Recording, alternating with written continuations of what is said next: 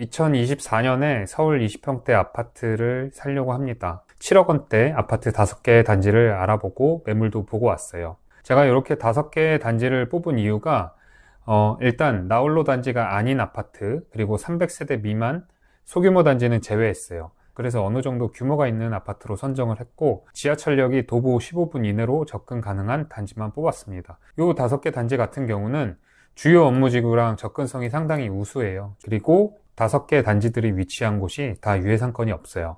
가격대는 제가 네이버 부동산 호가 기준으로 7억대로 선정을 했고요.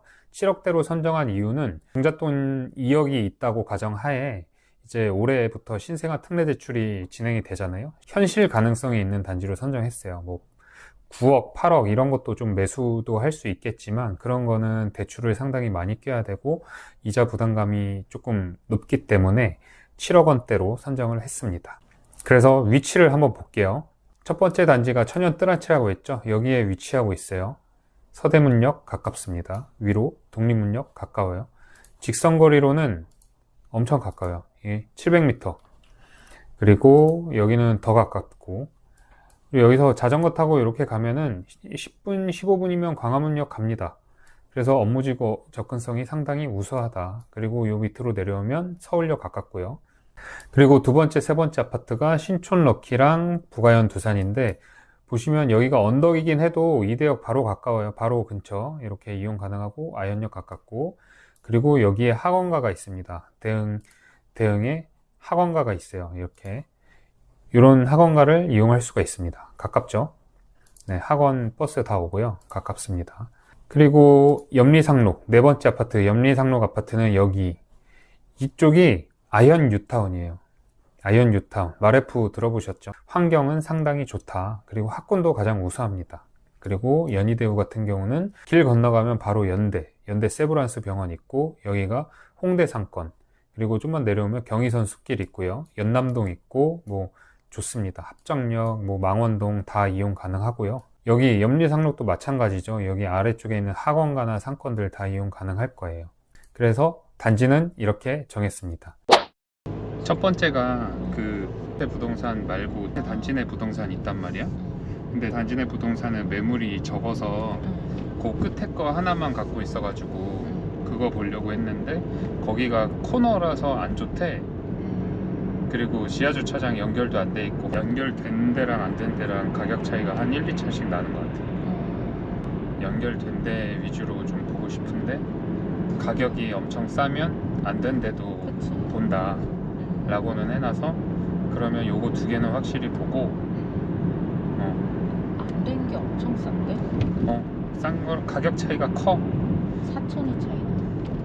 근데 그 진짜 뷰 좋고, 화장실 두 개에 뭐 다 되는 거 있잖아. 연결돼 있는 거 중에 호가 10억 넘는 것도 있어. 7억대부터 10억대까지 있어가지고. 그러게. 염리상록 방 두 개인 데가 염리상록. 럭키가 방 2개네. 아, 럭키도 방 두 개지. 염리상록보다 럭키가 더 여기랑 가까워서. 그치. 나도 연리상록보다는 럭키가 나아 보여. 어차피 둘 다 언덕이고. 가격 똑같네. 염리상록이 은근 세. 그 뭐지? 그 주변을 이용할 수 있어서. 다 환경이 좋아서 그런가? 그러니까.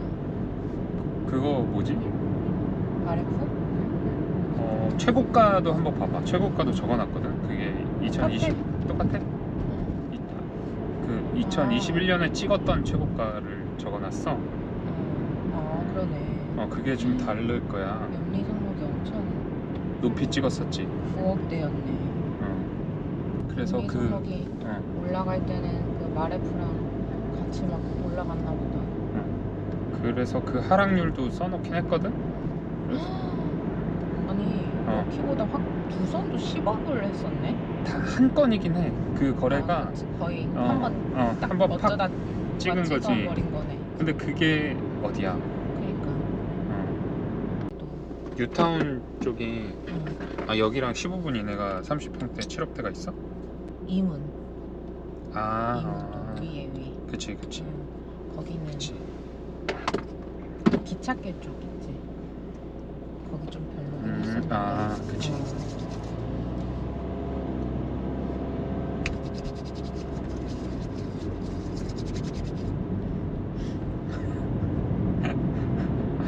이게 건조해가지고 미끄러워서 핸들이 안 돼. 뜨란체는 그렇고. 근데 진짜 나 이거 너무 보고 싶었었는데. 뜨란체? 이거 다. 다? 나는 다행이다. 다 근데 마음에 들어가는 그러니까, 거고 우리가 관심 있는 게 있어서. 살 수도 있고 응. 전세도 잘 빠질 것 같고. 그러니까 좋은 데고. 비고 쪽에 팀이라고 적힌 데는 다른 데랑 시간 걔네가 보기로 했다고 같이 봐야 된대. 지금 우리 요쪽 라인 저건가? 위치는 한양수자인 리버 모식이 있는데 24평이 6억대야. 뭐야? 그럼 여기 가지. 근데 여기는 신축이긴 해. 신축이지. 신축이긴 한데 범계역 도보 12분. 동대문구랑 평촌이 가격 똑같다고? 비슷하다. 비슷하고. 그 순위가 비슷하다 했으면 뭐 맞는 가격인 것 같기도 하고. 신축에 6억에. 근데 평촌이라고 하긴 했는데 이건 안양이잖아. 평촌 그 평남이랑 동대문이랑 비슷하겠다. 그치? 구축 그 입지 좋은데 그런 데는 10억 가까이 하니까 어찌 보면 사당이나 이런데 가깝지. 출퇴근하는 사람들은 안양이 좋지. 그치 좋은 거지. 잠깐 서울 아래 거니까. 그리고 그 4호선 타고 가기에 나쁘지 않아가지고 너무 좋지. 가성비는 좋은 것 같긴 해. 그럼 럭키가 팀인데 땡기기가 애매하네. 그래서 그 시간에 꼭 맞춰야 돼. 그러게. 아무튼 그렇게 하고 연희대우가 생각보다 호가가 세. 8억에 8억이 넘어 거의. 거기가 근데 북향이 좀 많아. 거의 웬만한 7억대는 싹 다 북향이고 남쪽이 조금이라도 들어가는 데는 다 8억이 넘는데 근데 거기는 좀 다른 부동산이랑 부동산 사장님의 그 텐션이 달랐어. 어서 오십시오였어. 와주셔서 감사합니다 막 그랬어. 거기는 잘 안 보러 오나 봐. 그래서 거기는 좀 야망 호가야. 다 사람들이 막 10억 막 이래. 24평인데 이거는 한 5천까지도 협의 될 거예요 막 이런 식으로 말하는 거야. 여기 급해요 막. 그래서 거기는 좀 상황이 딴 데 위에보다는 안 좋구나. 그렇게 됩니다 이제 브리핑은. 잘 먹겠습니다. 집이 비싸. 근데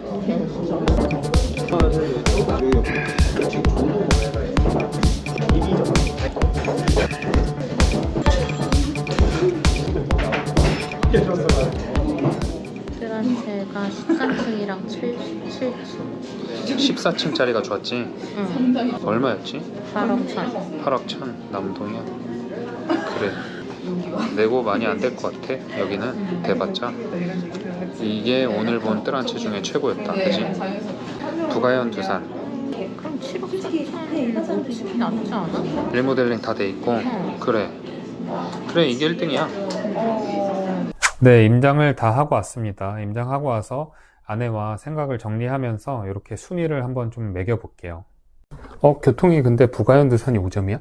왜냐면 광화문역을 중심으로 얼마나 걸리나 봤는데 광화문역은 둘 다 한 20분 정도 똑같은데 럭키랑 두산이 근데 럭키가 이대역까지 9분이고 두산이 이대역까지 11분이야. 비슷한데 두산이 럭키보다 언덕이 덜해서 나는 좀 더 편하다고 생각해. 그러니까 교통 측면에선 거의 비슷한데 접근성까지 고려하면 나는 두산이 좀 더 왔다 갔다 하기 편할 것 같아. 오빠는 왜 럭키가 더 좋아? 나는 언덕이 심하더라도 이대역이 600m밖에 안 걸리고 두산은 거의 비슷한데 조금 더 멀고 그리고 연희대우는 도보 10분에서 12분 정도면 홍대역 갈 수 있을 것 같아서 요 점수를 줬고 그리고 여기는 평지여서 조금 더 줬고 그리고 천연 뜨란체 같은 경우는 3호선은 조금 거리가 먼데 그래도 서대문역 5호선까지 도보로 이용 가능해서 3점 줬고, 염리상록은 사실 여기랑 거리는 제일 먼 것 같긴 한데 모든 역을 다 갈 수 있어서 그냥 3점을 줬어요. 위로 가면 2호선, 뭐 아래로 가면 6호선, 오른쪽 가면 뭐 공덕역 있고 애호개역 있고 하니까, 그리고 뭐 마을버스나 버스 타면 서울역도 가니까 4점 줄까 하다가 그냥 이렇게 줬어요. 환경은 뭐 난 거의 다 비슷한데, 우리 둘이 비슷한가? 환경이? 환경이 염리상록을 1등으로 준 거는 똑같고, 이게 점수보다 순위를 보면 되는데 연희대우를 좀 낮게 줬네. 신촌럭키랑 부가현 두산 환경이 더 좋게 줬네. 이유는? 일단 염리상록이 1등인 거는 그 대흥 쪽에 학원가도 이용 가능하고 마레프의 그 입지를 다 이용할 수 있는 게 제일 1등이고, 그치. 그 다음 럭키 두산이 그거를 조금 더 이용할 수 있어서 내려와서 그거에 그래. 영향을 조금 받을 수 있는 아파트라고 생각하고, 나머지는 그닥 없다. 없다. 뭐가 없다. 그래. 나는 이렇게 준 게, 천연뜰한채 부근은 뭐가 없다. 학원가도 없다. 하지만 뭐 유해상권도 없고 아파트 소규모 단지들 좀 몰려 있고, 녹지, 내가 좋아하는 안산 자락길, 독립문공원 이런 게 가능했고, 그래서 이렇게 줬고, 신촌럭키랑 부가현 두산은 나도 그 대응 학원가 이용 가능하고 아현 뉴타운 쪽도 이용 가능해서 이렇게 준 거고, 염리상록은 뭐 경의선 숲길, 부사님이 말했듯이 그런 거 이용 가능하고 학원가 가깝고, 뉴타운에 있어서 제일 1등을 줬습니다.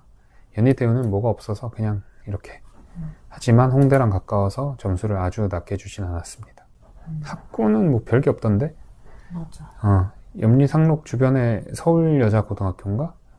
거기가 그냥 탑이어서 학업 성취도 90% 넘어서 거기 1등으로 놓고, 처녀들한테 주변에도 80 몇 프로 뭐 여중인가 있더라? 좋은 거?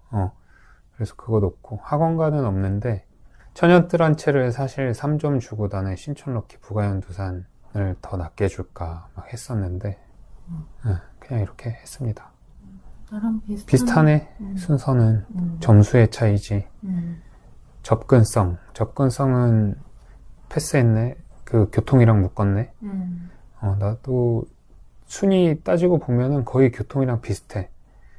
비슷한데 이렇게 차이를 둔 게, 교통은 신촌럭키나 부가현 두산이 더 좋은데 천연뜰한채의 접근성을 1점 더 높게 준 게, 광화문까지가 너무 가까워서 여기는 자전거 타고 12분?